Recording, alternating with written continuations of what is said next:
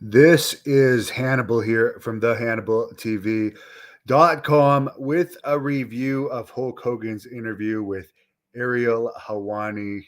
Hogan's making the rounds, I guess, coming out with his line of marijuana, and from what I understand from this, magic mushrooms as well. Um, Touting the health benefits of those products, although they never went into too much detail on them other than saying that they believe weed and mushrooms are safer than pharmaceutical drugs. So I'm no doctor. I can't say much about that. But the interesting thing was he said if he were to have a retirement match, he would have it against none other than Steve Austin.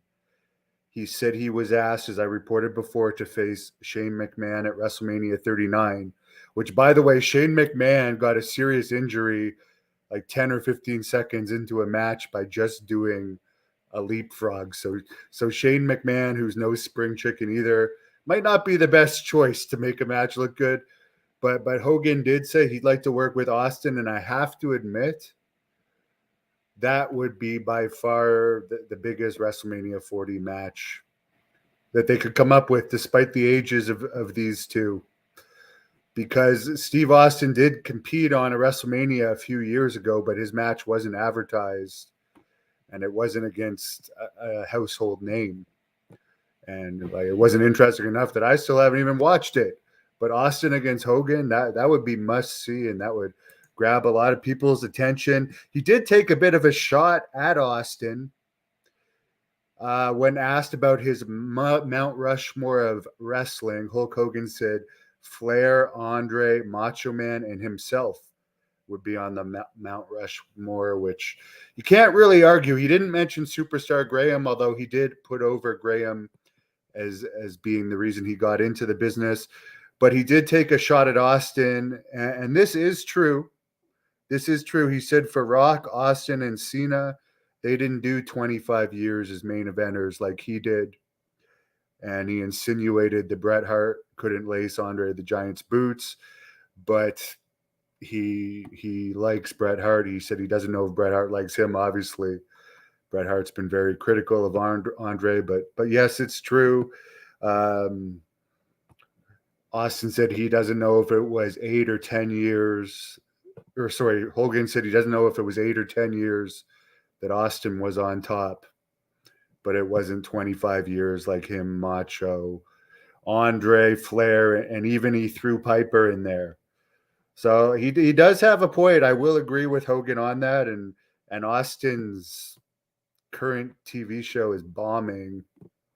Did a 0.07 rating the last I checked. So it might be a good idea to give himself a boost and do an interview, or not an interview, do a WrestleMania 40 match. Because the other thing about WrestleMania 40, he said it's the 40-year anniversary since not only WrestleMania 1, but about 40 years since he pinned the Iron Sheik, which I thought was in 84. I guess this year is the 40 year of 84.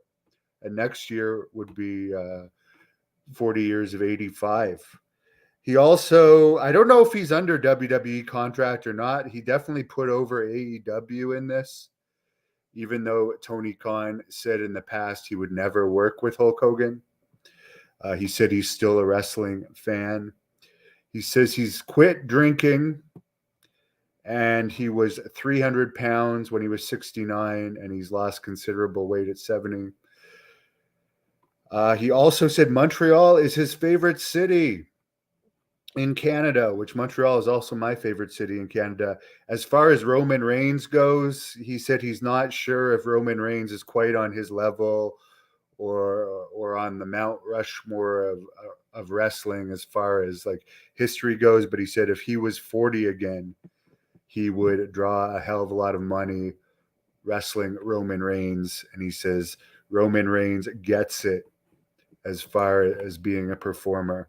So a lot of this, they didn't really get into much of the dirt, but this was a good interview. This was, I think the biggest one that might be betting of the truth in this for Hogan was that he was 300 pounds at 69. But other than that, this might be the one interview where he's told the least exaggerations. But wrestlers exaggerate. I don't hold that against him, and I would love for him to wrestle Steve Austin at WrestleMania 40. I mean, that would be huge. I would love to see that. Even if he is physically broken down, I'd rather see that than anything else WWE could put together right now, because I just have zero interest in it.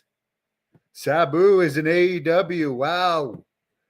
By the way, there's a great match of the Blood Hunter against Sabu from Texas. And there's another match against the Blood Hunter and Sabu in LA that I would suggest people search up, where the Blood Hunter was victorious in both. And by the way, the Blood Hunter is wrestling at Nunzio July 15th in Smith Falls, Ontario. He just defeated former Impact World Champion James Storm. Next year is January 84, the 40 years. Okay, so there you go. Thank you for that. I am no mathematician, and I've had a lot of hits to the head. So, okay, so January 84 is next year. And then it will also be, I guess, the 40 years of WrestleMania. The pop that Hogan received at SmackDown in 2002 was amazing in Montreal. Yes, that's for sure. He also talked about his early days wrestling Andre the Giant when Andre was Jean Ferret in Montreal at the Paul Sauvé Arena. Back when Quebec wrestling was huge, and there was like 5 Quebec wrestling matches a night, because you had the Vichons and the Rougeaus. And I believe at one point in time, one of those companies had 3 shows a night and one had 2. And now, sadly, Quebec wrestling pretty much died off when the territory is died off. Does a Grand Slam champion means that a wrestler has held 3 or 4 titles in the WWE? There's so many titles in the WWE, I can't keep track. Yes, this is live. Give it a like, and you guys tell me in the comments if you'd want to see Hogan against Austin. He said that he was supposed to wrestle Austin after The Rock in 2002. But of course, we all know the quote Austin likes to talk about, and he tells this story all the time on his Broken Skull sessions, that he took his ball and went home. He didn't want a job to Brock Lesnar on a non-pay-per-view, non-built-up show. So he just left the WWE. So Hogan and Austin never actually happened. AEW is going to be in Canada. Yes. The TV show itself, it's unknown if it's going to air in Canada, but there's a bunch of AEW tapings in Canada. Hamilton has under 600 tickets sold in the Cops Coliseum that Hulk Hogan used to sell out. But that could pick up. Piper's snoring beside me, if anyone hears the snoring. But yeah, interesting podcast. I would have liked to hear Hulk Hogan talk more about mushrooms. I've never tried them. They're illegal in Canada, but there's shops where you can buy them in Canada. So I can't quite figure that out. And in some states they're illegal. From the research I've done on them, there can be like beneficial health effects as far as overcoming more serious drug addictions. But there's also a lot of negative side effects, and you really have to be careful how you take them. Tom, I know Jack Kilby asked Pillman Jr. to wrestle the Blood Hunter for an event he's planning August 26th, and it seemed like Pillman Jr. was chicken. So maybe it'll happen one day. Maybe it won't, but I think they got a way better opponent for him August 26th. If there was not for superstar Billy Graham, there wouldn't be any Hulkamania. If he had the push, the Hulk Hogan push, for sure. Brian L. Burson, who is a lawyer, says Bruno Sammartino said that when he made his agreement with Vince Sr. to become WWF champion by defeating Buddy Rogers, there would be one champion. By the 80s, the Intercontinental Champion was probably necessary, but each title dilutes the importance of the others. I agree, and now there's not even too many champions to even pay attention to, but they want to have 3 world titles. How can you have 3 world titles? That just boggles my mind. But thanks for the comments, guys. Have a great night. Thank you for watching the Hannibal TV. Please like this video if you enjoyed it, and click the subscribe button to not miss any of our latest shoot interviews, match videos, or news updates. Follow us on Twitter at the Hannibal TV.